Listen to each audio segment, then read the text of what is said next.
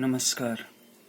आज के वीडियो में हम ये चर्चा करेंगे कि अगर आपकी जन्म कुंडली के केंद्र में बृहस्पति है, यानी कि पहले भाव में, चौथे भाव में अथवा सातवें भाव में या 10वें भाव में, तो इसका आपके भाग्य और जीवन पर क्या प्रभाव पड़ेगा, आपका स्वभाव, आपका व्यक्तित्व कैसा आएगा। तो ये वीडियो बृहस्पति के बारे में है और केंद्र स्थान बहुत ही महत्वपूर्ण स्थान होता है, इसीलिए इस वीडियो को आप अंत तक देखते रहिए। ये वीडियो आपके लिए काफ़ी यूजफुल रहने वाला है। दोस्तों, अगर आपने अभी तक हमारे चैनल को सब्सक्राइब नहीं किया है तो सब्सक्राइब कर लीजिए। अगर आप अपने जन्म कुंडली का विश्लेषण करवाना चाहते हैं, उसके बारे में जानना चाहते हैं, तो हमारे व्हाट्सएप नंबर पे संपर्क करें। तो दोस्तों, चलिए बृहस्पति के बारे में चर्चा शुरू करते हैं। जिन जातकों की राशि में, चाहे वो स्वराशि हो या मित्र ग्रह की राशि हो या सूर्य वाली राशि हो, ये तीनों सेल्फ होते हैं। मून राशि, लग्न वाली राशि या सूर्य वाली राशि।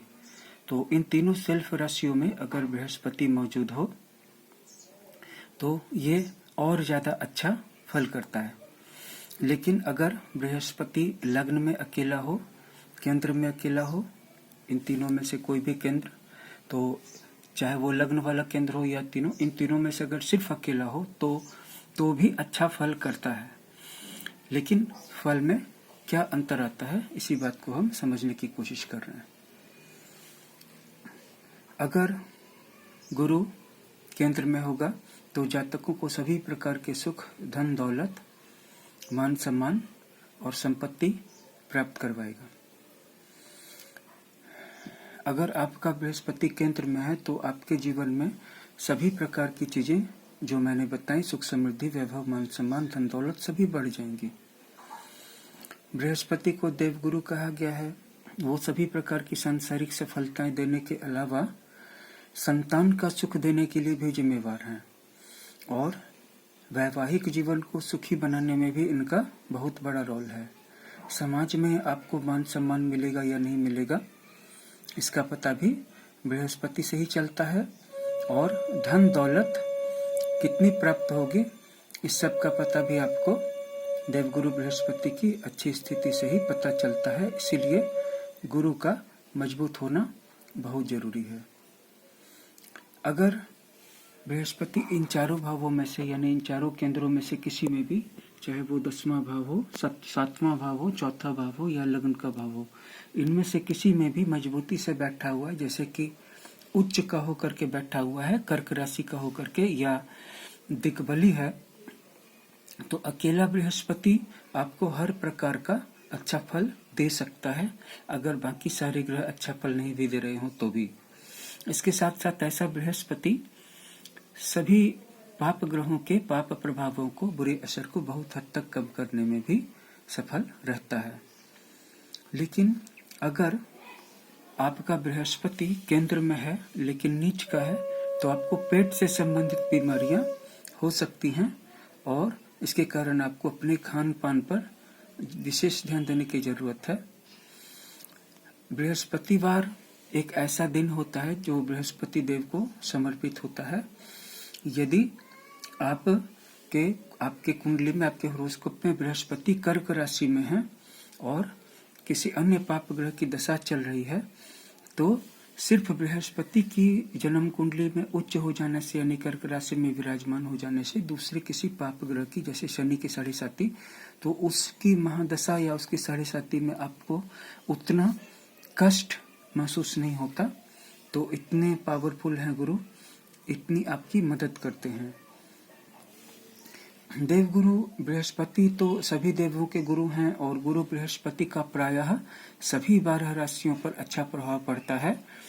जैसे कि मान लीजिए कि बृहस्पति की शनि के साथ मैत्री नहीं है, तो भी जिन जातकों की मकर या कुंभ राशि है, तो उन जातकों की कुंडली में भी बृहस्पति अच्छा प्रभाव ही देने की कोशिश करते हैं और साथ ही साथ उन ग्रहों के जो दुष्प्रभाव हैं, उन दुष्प्रभावों का आप पे उतना बुरा असर नहीं पड़ने देते हैं। जैसे कि राहु का दुष्प्रभाव हो गया या मंगल जैसे ग्रह का दुष्प्रभाव हो गया।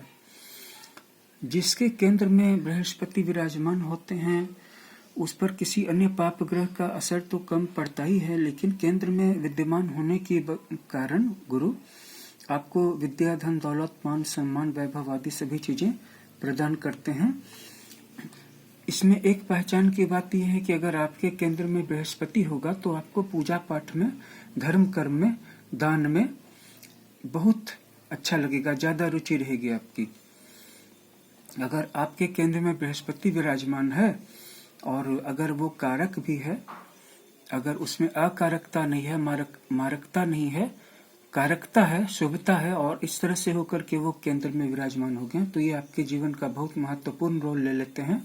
ऐसी सिचुएशन में आपको इनकी पावर्स को बढ़ा देना चाहिए। इसके लिए पुखराज रत्न या टोपाज रत्न धारण करने से लाभ होता है। इसे आपको फर्स्ट फिंगर में धारण करना चाहिए, जिसे कि हम इंग्लिश में अंगूठे के बाद जिसे जो रिंग फिंगर होती है, तो उस फिंगर में आप इसे टोपाज को या पुखराज को धारण करें। पुखराज रत्न धारण करने से गुरु बृहस्पति की कृपा आप पे बढ़ जाती है और धन दौलत की जो आपके भंडार हैं वो भर जाते हैं। गुरुवार के दिन गुरु बृहस्पति को खुश करने के लिए पीले रंग के वस्त्र पहने और पीले फल का सेवन करें, जैसे पपीता हो गया या आम हो गए, इस तरह की और भी पीली चीजें हैं, जैसे बेसन से बनी हुई चीजें हो गई, तो आपको इससे फायदा होगा। ये वीडियो बहुत ही सरल भाषा में बताया गया और इसमें जो सबसे आसान चीजें थी उनको जितनी सरल से सरल हिंदी में, ताकि हर एक व्यक्ति, आम से आम व्यक्ति भी बृहस्पति से मिलने वाले लाभों के बारे में समझ सके, ये कोशिश की गई।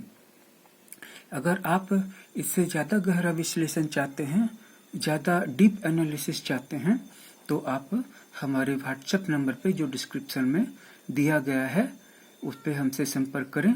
हम आपको ये बताएंगे कि आपकी जन्म कुंडली में जो 12 राशियां हैं, 12 भाव हैं और जितने भी प्लैनेट्स हैं, उन सब का आपके जीवन पे क्या असर पड़ेगा, आपका अच्छा समय कब आएगा, और अगर आपका समय अच्छा नहीं चल रहा है तो उसके लिए कौन से प्लैनेट जिम्मेवार हैं, इन सभी चीजों की स्टडी करके, एनालिसिस करके हम आपको देंगे। अगर आपके पास आपकी अपनी जन्म कुंडली का समय नहीं है तो हस्तरेखा की फोटो होगी है, हस्तरेखा की फोटो से हम आपकी हस्तरेखा की एनालिसिस करके सेम एनालिसिस देंगे, जिससे आपको अपने जीवन में बहुत लाभ हो सकता है। साथ ही अगर वर वधू का यानी लड़का और लड़की की शादी के लिए उनकी कुंडलियों का मिलान करना चाहते हैं, या अगर आपको अपने वास्तु शास्त्र में कोई प्रॉब्लम है तो घर का नक्शा, घर की फोटो हमें दिखाएं, हम आपको बताएंगे कि वहाँ पे क्या सुधार करने हैं। और साथ ही साथ अन्य छोटे आसान उपायों के लिए भी आप हमसे हमारे व्हाट्सएप नंबर पर संपर्क कर सकते हैं। अगर आपकी कोई भी समस्या हो या आपकी कोई भी इच्छा हो, डिजायर हो, कोई गोल हो, उसे प्राप्त करना चाहते हैं, तो आप बेझिझक हमसे फोन पे संपर्क करें, हम आपकी मदद करने की भरपूर कोशिश करेंगे।